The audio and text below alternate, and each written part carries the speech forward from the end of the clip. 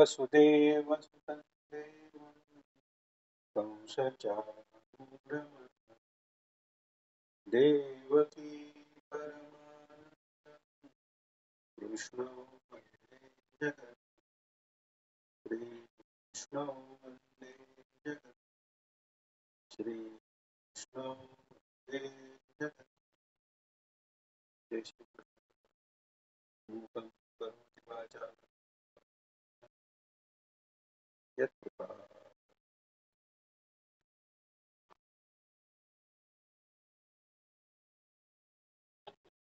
मागच्या ज्ञानेश्वरी अध्ययन कक्षेत आपण ज्ञानेश्वरी पहिला अध्याय 27व्या ओव्यापर्यंत आलेलो.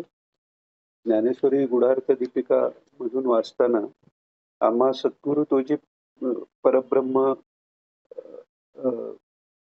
ऐसा नित्य निज भाव सप्रेम हेची गुरुसेवा उत्तमोत्तम शिष्य परब्रह्म स्वय होय. ही एकनाथी भागवतातली ओळी आपण घेतलेली. मी रेफरन्स सांगण्याच्या ओघात रेफरन्स द्यायचा राहिला. आणि दुसरं, गुरुच्या ठाई नीचपणा शिष्य देखलिया असे जाणं अणुमात्र केलिया हेळणं ब्रह्मज्ञान कदा नुपजे, हे दुसरं एक वचन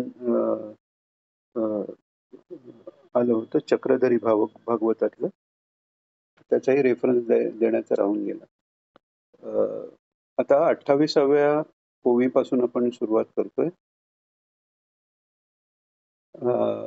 आता नमन 27व्या ओवीपर्यंत नमन झालेलं आहे.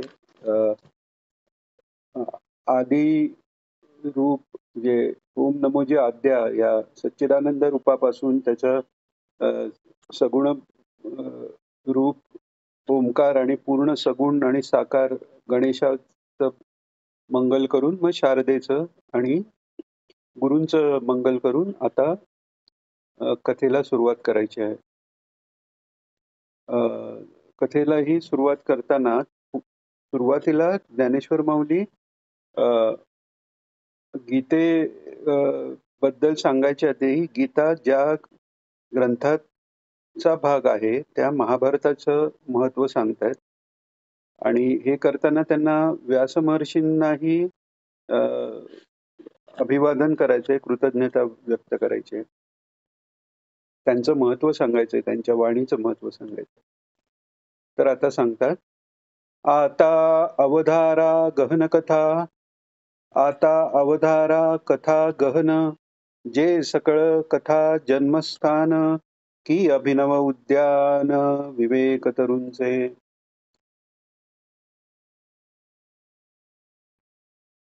आता जी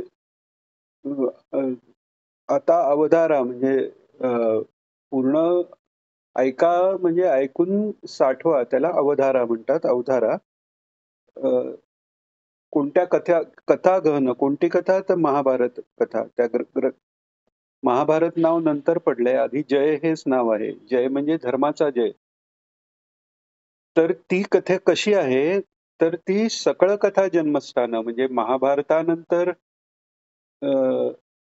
महाभारतात जे आलंय ते सर्व जगात आहे आणि सर्व जगात आहे तेच महाभारतात आहे. त्याच्या पलीकडे काही सापडणार नाही, ही व्यासांची प्रतिज्ञा आहे. पुढे माऊलीही त्याच्याबद्दल सांगतीलच. तर धर्म अर्थ काम मोक्ष याबद्दल जे जे काही आवश्यक आहे ते सगळं यात आलेलं आहे आणि कथारूपाने आलेलं आहे. आणि ते कथारूपाने सांगताना त्याच्या विविध छटांसाठी विविध पात्रही जी आहेत त्यांचे एकेकाच्या अभ्यासाने आपल्याला बरंच काही शिकण्यासारखं आहे. जसं आपण गीता अध्ययनात पाहिलं आणि इथेही आता जेव्हा गीतेचा पहिला श्लोक सुरू होईल, आता ही अजून प्रस्तावना चाललेली आहे, महत्व सांगतात ज्ञानेश्वर माऊली. पण गीतेच्या पहिल्या काही श्लोकात गीतेचा पहिला श्लोकच धृतराष्ट्र उवाच पासून झालेला आहे. तर त्या धृतराष्ट्राच्या जे व्यक्तिमत्व आहे त्यातनं काय करायचं नाही हे कसं शिकायचं आहे आपल्याला. त्याच्या व्यक्तिमत्वात ही काहीतरी शिकण्यासारखं काय आहे. दुर्योधन आहे, दुःशासन आहे, शकुनी आहे. याच्यानंतर चांगलं वाईटाचं मिश्रण असं कर्णाचं उदाहरण आहे. विकर्ण आहे, की जो एकटाच व्यक्ती आहे, जो द्रौपदी वस्त्रहरणाच्या वेळी ते थांबवण्यासाठी उभा राहू शकला. तर त्याच्यानंतर पांडव धर्मराज आहेत. धर्माप्रमाणे कसं वागावं हे धर्मराजांनी सांगितलंय. सात्विक बल कसं मिळवावं भीमाकडनं शिकता येतं. असे प्रत्येक अर्जुनाचा पराक्रम आहे, नकुल, सहदेव यांच्याकडनंही जे काही शिकण्यासारखं आहे. ह्या सगळ्या गोष्टी आहेतच. एक-एक पात्र, द्रौपदी, कुंती, प्रत्येक पात्राकडनं काहीतरी शिकायसारखं आहे. तर आत्ताही आधुनिक इव्हन आपण हे पाहिलं जरी आपण आपली भारतीय सिनेसृष्टी धरली तर सलीम जावेदपैकी सलीम जे आहेत म्हणजे त्यांनी बरेच हिट पिक्चर 70-80 दशकात दिलेत. असे जे सलीम जावेद त्यातले सलीम यांनी त्यांच्या इंटरव्ह्यूमध्ये लिहिलंय की ज्यांना चित्रपटांसाठी लेखन करायचंय किंवा काहीही लेखन करायचंय त्यांनी महाभारताचा अवश्य अभ्यास करावा. आणि ते म्हणाले की आम्हाला जे काही प्रेरणा सुरुवातीला ज्याने जी अमिताभ बच्चन चे एक अँग्री यंग मॅन सारखे काही पिक्चर जे काढले तिथे वाईटावर चांगल्याचा विजय. तर त्यांचं असं म्हणणं आहे की त्यांना महाभारतातनं बरीच प्रेरणा मिळते नवीन नवीन या कथा सिनेमासाठी लिहिण्यासाठी, चित्रपटांसाठी. तर सांगायची गोष्ट काय आहे की त्यात महाभारतात जे सांगितलं गेलंय त्या दृष्टीने ते ज्ञान एक फक्त त्या ग्रंथातच राहिलं असं नाही. ते कोणतंही जे ज्ञान आहे, वेदांचंही ज्ञान आहे ते सगळीकडे आहेच. तसं व्यासांनी जे ज्ञान पुराण रूपाने, नंतर सगळ्या पुराणांचं सार म्हणून महाभारत रूपाने आणि त्याच्यावरचा कळस म्हणून भागवत रूपाने जे काही सांगितलेलं आहे, ते आहेच. जशी सात्विक वृत्ती होत जाते तसं तसं ते ज्ञान आपल्यात येतंय. एखाद्याची रजोगुणी जरी वृत्ती असली पण ध्यास लागलेला आहे आणि काही लिहायचंय तर त्याच्या चित्तातही ते ज्ञान जाऊन त्यातला रजोगुणी का होईना तो भाग घेऊन त्याच्याप्रमाणे त्याच्याकडनं काही रचना होऊ शकते. तर असं आत्ता महाभारतानंतर जे काही रचना आहे ते महाभारतातच त्याचं मूळ आहे हे ज्ञानेश्वर सांगतात. म्हणजे सगळ्या ज्या कथा आहेत त्याचं जन्मस्थान हे महाभारत आहे असं सांगतायत. आणि ही अभिनव उद्यान विवेक तरुणचे. विवेक तरुणचं हे अभिनव म्हणजे नवीन अशी अपूर्व अशी बाग आहे, उद्यान आहे असं ते म्हणतात. आता अभिनव उद्यान विवेक तरुणचे का म्हटलंय? तर विवेक हा वेदात आलेला आहे, विवेक हा पुराणात आलेला आहे. जसं जसं सत्ययुगापासून त्रेता, द्वापार असे पुढे पुढे अ, अ, काल जात आहे तशी मनुष्याची म्हणजे त्या त्या युगात येणाऱ्या मनुष्यांची मेधा, धारणाशक्ती हे सगळं बुद्धीचे जे भाग आहेत ते कमी कमी होत चाललेले आहेत.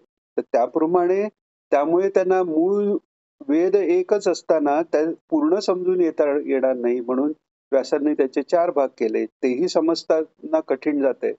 त्याचे परत विभाग भरपूर करून त्याची रचना अ, विभागानुसार ब्राह्मण, आरण्यक आदी काही काही भाग अशा त्याचे विभाग करून ते समजायला सोपं केले.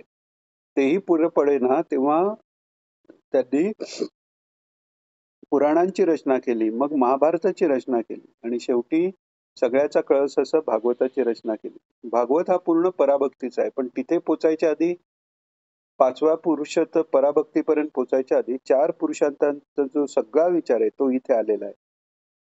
तर अभिनव का? तर आता नव्या युगात नव्या लोकांना कळू शकेल अशा भाषेत असं हे सांगितलेलं आहे किंवा त्यांना रुची निर्माण होईल. तात्विक ज्ञान शुष्क असं वाचणं आणि ते समजून घेणं आणि ते वाचताना इंटरेस्ट त्याच्यात रस राहणं हे कलियुगात फार कठीण आहे.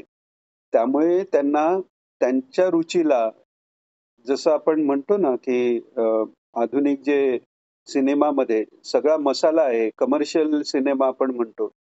तर व्यावसायिक जे चित्रपट सृष्टी आहे, त्यात कसं त्याच्यात सगळ्या भावना आहेत. राग, द्वेष सगळं आहे. बदला आहे. चांगल्याचा वाईटावर विजय आहे. वाईटाचे काही कृत्य आहेत. हे सगळं त्याच्यात भरलेलं आहे. तेव्हा लोकं जाऊन ते पाहतात त्यांना तो त्याच्यात रस उत्पन्न होतो. तसं लोकांना मनोरंजनासकट ज्ञानप्राप्तीसाठी म्हणून नवीन पद्धतीने सगळे हे रस त्यात आणून, सगळं ज्ञान आणून हे सांगितलेलं आहे. म्हणून अभिनव आ अध्यात्म विवेकरूपी अपूर्व वृक्षांची बाग आहे. म्हणजे त्यात प्रसन्नता वाटणार आहे, मनोरंजनही होणार आहे. हे सांगतायत. 28व्या सॉरी 28व्या ओवी. आता 29वी ओवी घेऊ. ना तरी सर्व सुखाची आदी जे प्रमेय महानिधी नाना नवरस सुधाब्दी परिपूर्ण हे किंवा हे सर्व सुखांचं आदी स्थान आहे, उगमस्थान आहे. आता हे लक्षात घेतलं पाहिजे, सर्व सुखाचं उगमस्थान का आहे? कारण गीता ही त्या महाभारताच्या हृदयस्थानी आहे आणि त्याच्यात पूर्ण सुख जे आत्मानंद तिथपर्यंत पोहोचण्याचा मार्ग भगवंतांनी सांगितलेला आहे. आणि अ, थोड्याफार प्रमाणात का होईना भगवंताची लीला विविध प्रसंग रूपाने आलेली आहे. भगवंताचं भक्तवात्सल्य विविध रूपाने आलेलं आहे. मग ते द्रौपदीला वस्त्रावतार घेऊन तिची लाज राखण्यासाठी असेल किंवा दुर्वास ऋषी जेवण करण्यासाठी, भोजन करण्यासाठी त्यांच्या 10,000 शिष्यांना घेऊन आले, तेव्हा मदत करण्यासाठी असेल. या किंवा अर्जुनाचं सारथ्य करण्यासाठी महा म स्वतः सर्व विश्वाचे चालक असून त्या सारथ्याचा अ, साधा जो एक अ,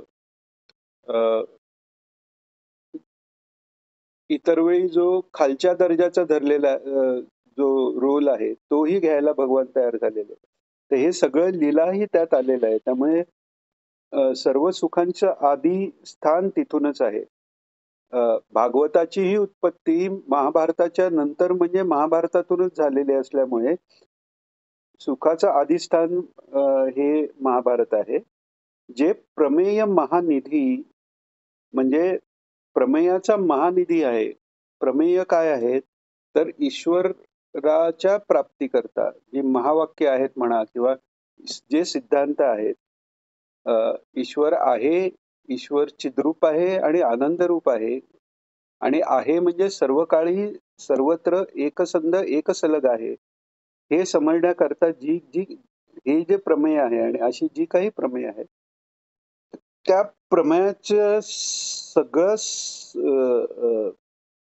साठा म्हणा किंवा त्याचं भांडार अ, अ, महानिधी म्हणजे अ, तो मोठा खजिना आहे या प्रमेयांचा आणि नाना नवरस सुधाब्दी परिपूर्ण आहे. आता नवरस म्हटल्यावर पुन्हा नाना का म्हटलंय? तर नवरस तर 9 आहेतच, पण ते नवरस वेगवेगळ्या वेळी, वेगवेगळ्या प्रसंगी, वेगवेगळ्या लोकांच्या वेगवेगळ्या जी व्यक्तिरेखा आहेत त्यांच्या द्वारे वेगवेगळ्या रूपाने प्रकट झालेले आहेत म्हणून नाना नवरस म्हटलेलं आहे. तर नाना प्रकारच्या एकतर प्रमेयांचा भांडार आहे आणि नवरसांचा भरलेला सुखसागर आहे. म्हणजे हे नवरस आता नवरसात आपण बघितलं तर हास्याआधी पॉझिटिव्ह किंवा ज्या चांगल्या भावना आहेत त्याच्याबरोबर भय, अ, बीभत्स आदी हे रसही आहेत. पण ते नवरस जेव्हा आपण ईश्वराच्या प्राप्तीकरता लावतो, तेव्हा ते सुखकारक होतात.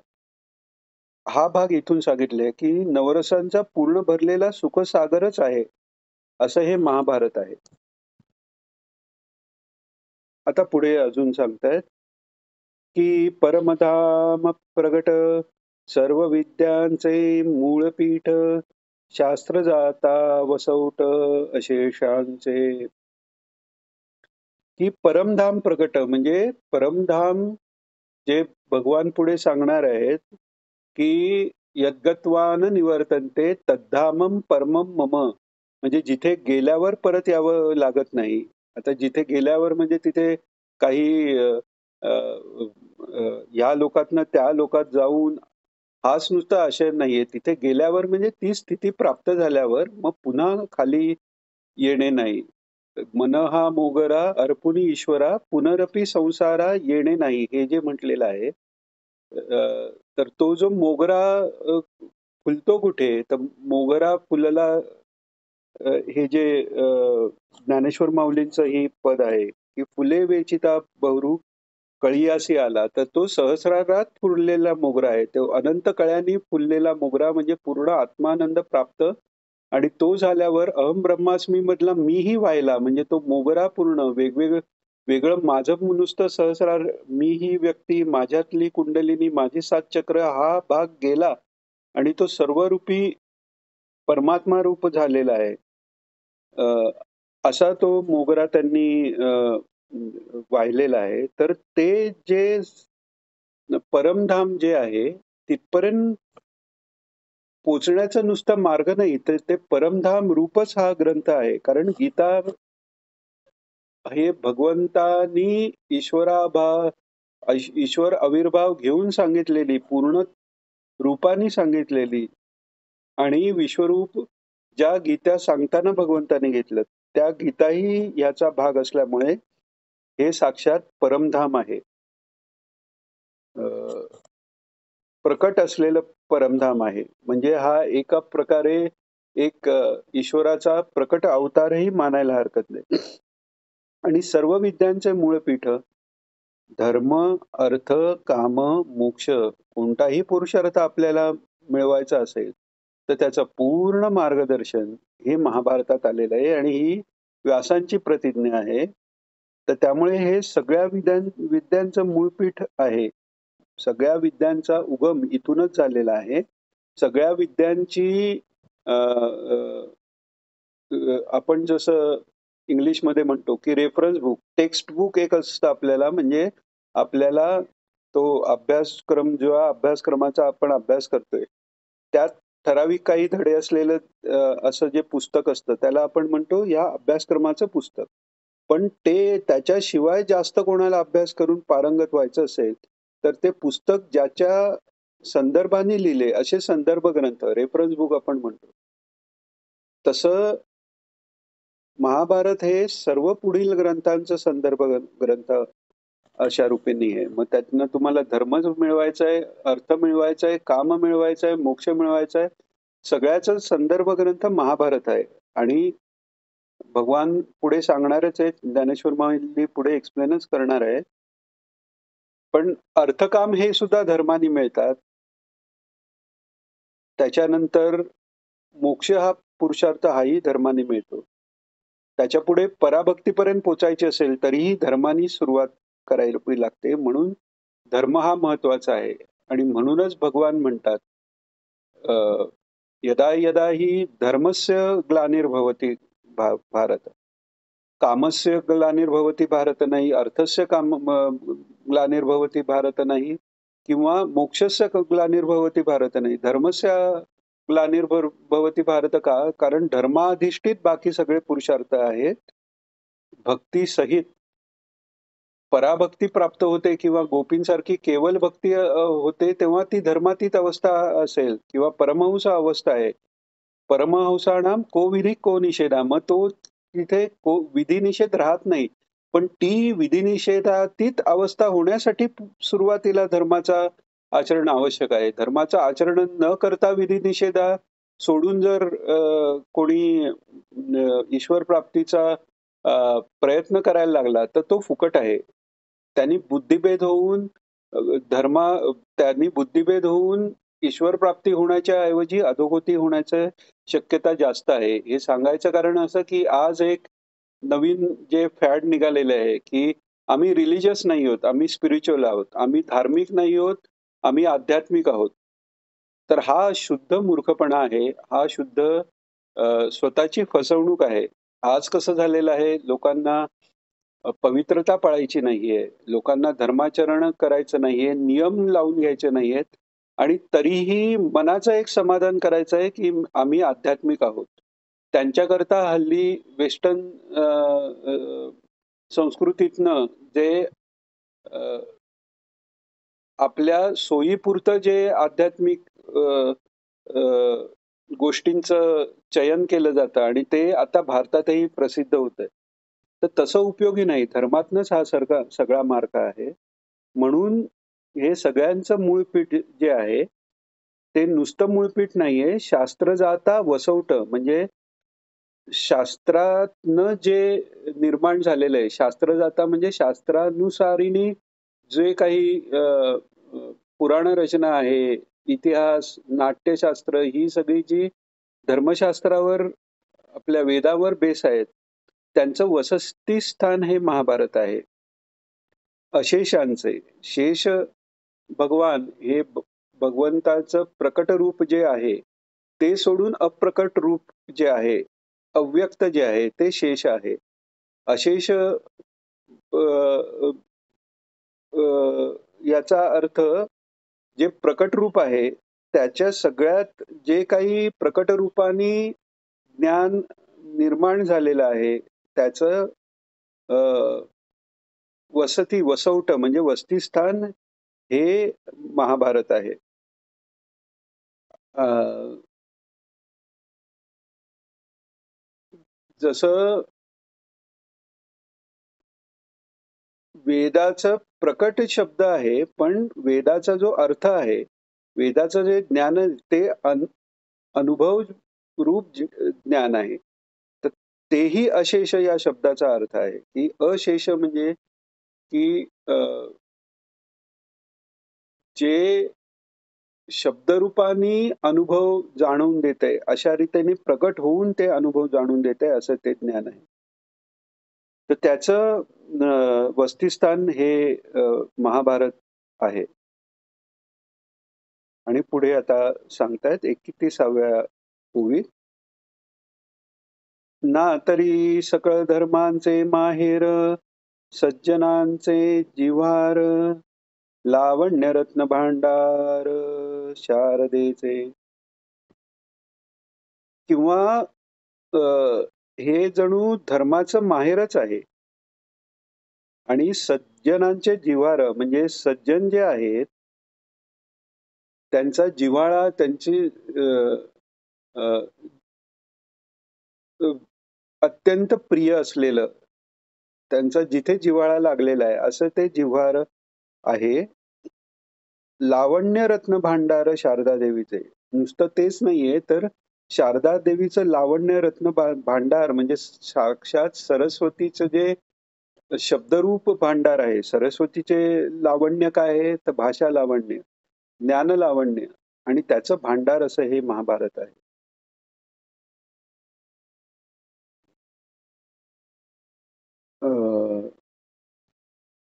हा झालाय 31वा श्लोक.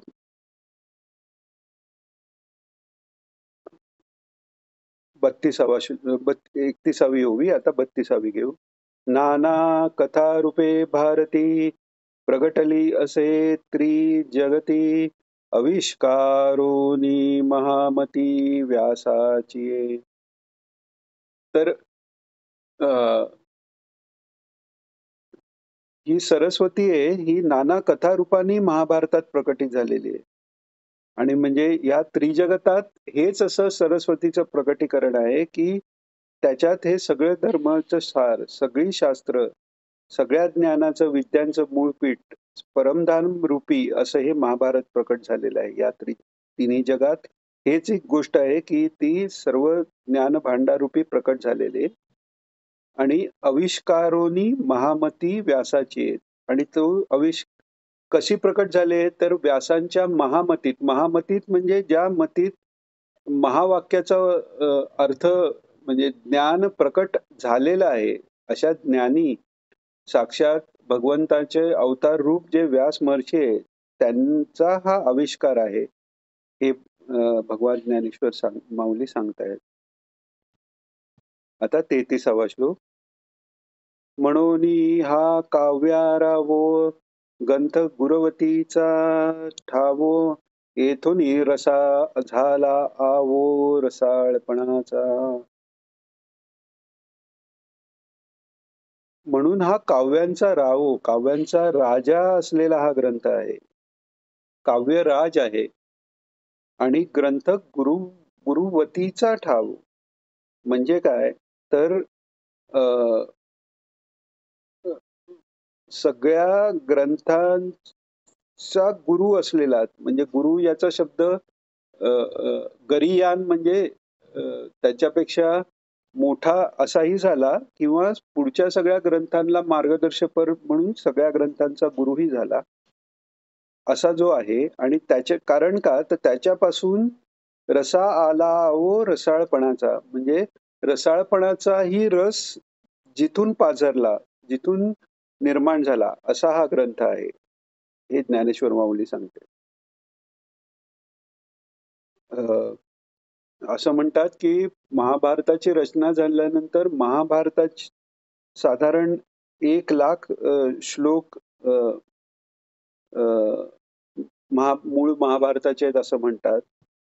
पण त्याची रचना झाल्यावर ते महाभारताचं महत्व सांगायला 600 दशलक्ष श्लोक आणि रचले. त्यांची महाभारताचे महती सांगायला किंवा त्यातला अर्थविशद करायला. नंतर पुन्हा 60,00,000 श्लोकांची एक भारत संहिता, म्हणजे महाभारत समजून घेण्याकरता संहिता केली. त्याच्यातली 30 लक्ष देवलोकात प्रसिद्ध आहे म्हणतात, 15 लक्ष पितृलोकात आणि 14 लक्ष गंधर्वलोकात प्रसिद्ध आहे आणि 1 लक्ष फक्त संहिता मृत्यूलोकी प्रसिद्ध आहे, असं महाभारताच्या आधी पर्वात सांगितलं गेलं. एवढं ते विशाल ज्ञान त्या महाभारतात आहे. त्यामुळे महाभारतात जे आहे तेच सगळ्या त्रिभुवनात आहे, महाभारतात नाही ते कुठेच नाही असं म्हणतात. आता पुढे 34वी ओवी घेऊया. इथे महाभारताची रचना किंवा महाभारतातलं ज्ञानसौष्ठव शब्दसौष्ठव सांगताना माऊलींचंही शब्दसौष्ठव इथे पाझरतंय. आता पुढे सांगतायत 34व्या ओवीत. चुकून मी बऱ्याच वेळा श्लोक म्हणतो, इथे ओवी म्हणायला पाहिजे. देवीची ऐका आणिक एक येथुनी शब्दश्री सच्छास्त्रिक आणि महाबोधी कोवळिक दुणावली. आता माऊली म्हणतायत की म्हणजे हे सांगून झालं तरी मला अजून एक गोष्ट सांगायची आहे, असं माऊली म्हणतायत. देवीचे ऐका आणि ऐका, अजून एक गोष्ट ऐका जरा. एवढं मी सांगतो तर अजून एक गोष्टही ऐका की या महाभारतापासूनच शब्दश्री सशास्त्रिक आणि महाबोधी कोवळिक दुणावली. म्हणजे बऱ्याच वेळा आपण पाहतो की बरेच नाट्य म्हणा, काव्यात म्हणा, शब्दांचा फुलोरा असतो, पण त्याच्यात गूढ अर्थ किंवा जो काही असतो ते व्यावहारिक गोष्टींचे वर्णन किंवा ह्याच्यातच ते अडकतात. किंवा जिथे परमेश्वर आत्मतत्व सच्चिदानंदाबद्दल ज्या ग्रंथाची रचना असते, तिथे शब्दांचा फुलोरा नसतो, तिथे सूत्र असतात, गहन असतात, शुष्क असतात. तर एक मला सांगायचंय, हे जे ज्ञानेश्वर माऊली म्हणतात ते काय सांगायचंय तर याच ग्रंथापासून शब्द सौंदर्याला शास्त्राचीही बैठक मिळाली. म्हणजे नुसतं शब्द सौंदर्य नाही, तर शास्त्रही आहे. आणि काय झालं तर म्हणतायत महाबोधी कोवळीक दुणाली. महाबोध जो आहे की अ, सच्चिदानंद जे परब्रह्म स्वरूप आहे आणि तुझ्या आतलं जे प्रत्येक ब्रह्म जे आहे ते बाह्य सगळं मनबुद्धी इंद्रियांचे जे अ, सगळे गुणधर्म आहेत ते बाजूला ठेवले तर ते एकच आहे.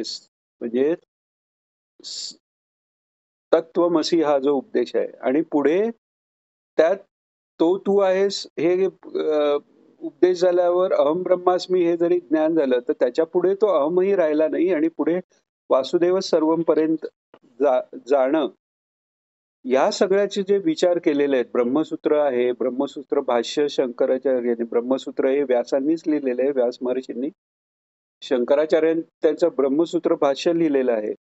पण ते कळायला इतकं कठीण आहे आणि शुष्क आहे. तर इथे महाभारतात तेच व्यास महर्षींनी मृदू केलेलं आहे. कोवळं केलेलं आहे म्हणजे कळायला सोपं, हाताळायला सोपं आणि तरल भावनांच्या माध्यमातून ते आपल्यापर्यंत पोहोचवलेलं आहे. हे सांगितलं 34व्यात. आता 35वा श्लोक. येथ चातुर्य शहाणे झाले, प्रमेय रुचीसी आले, आणि सौभाग्य पोखले सुखाचे येथ. म्हणजे इथे चातुर्य हे स्वतःच शहाणपणाचं लक्षण आहे, पण ते अजून शहाणं झालं. कारण या चातुर्याला चत्वार वाचेचं साह्य होऊन 4 वेदांचा जो मतितार्थ आहे, तो त्या चातुर्याला मिळालेला आहे. चतुर कितीतरी असतात. आपण म्हणतो व्यवहार चतुर आहेत. अध्यात्मात एखादा साधक आहे सरळ पुढे जाणारा, त्यांना फसवणारी व्यवहारिक चतुरता असलेले बरेच जण असतात. पण त्यात ती चतुरता जी आहे, ती जी हुशारी आहे, ती भ्रामक हुशारी आहे. कारण त्यातनं रजोगुणाचीच वृद्धी होऊन गीतेत भगवान पुढे सांगितलंय की गुणाचा वृद्धीने फक्त दुःख मिळतं. तमोगुणाच्या वृद्धीने अज्ञान मिळतं, पण रजोगुणाच्या वृद्धीने फक्त दुःखच मिळतं. तर ते दुःखच मिळणार आहे. म्हणजे खऱ्या अर्थाने ती चतुरता पूर्ण चतुराई झाली नाही. पण इथे ते चातुर्य शहाणे झाले म्हणजे चतुरता कशात दाखवायची? तर ईश्वर प्राप्तीत. ह्या शहाणपणाच्या चातुर्याला या ग्रंथामुळे प्राप्त झालंय. या ग्रंथात तसं चातुर्य शिकवलं गेलेलं आहे. आणि काय झालं